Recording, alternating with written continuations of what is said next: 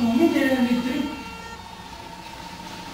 е предмет на много широки изследвания в последно време, защото е свързан с оптоелектронни приложения в комбинация с валиев нитрит и с други твърди разтвори може да се получават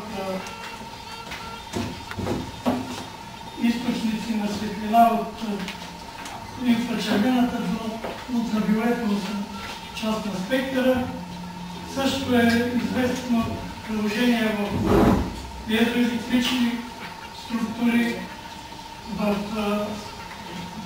свръхтвърди покрития, както и в много сензорни приложения. Поради това въпросът за структурата на слоевете, които се облагат по всевъзможни методи, е изключително важен и нашата работа, не само на този колектив, а там сътрудници, колеги от Румъния, от други, са използвам предимно метода, т.е. предимно винаги импулсното лазерно отлагане, защото той има това предимство по сравнение с останалите, че дава възможност за, както се казва, конгруентно изпарение. Тук накратко е описана тази методика.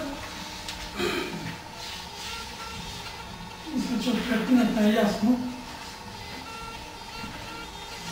Импулси се подават на този екстремиран лазер, които няколко хиляди импулса за кратко време прехвърлят изпаряваното вещество по подложката и след това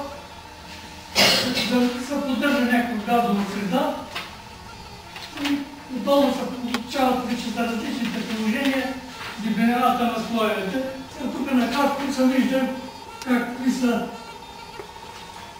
условията, при които се получават, да речем, алуминиевия нитрит в цялокубична фаза.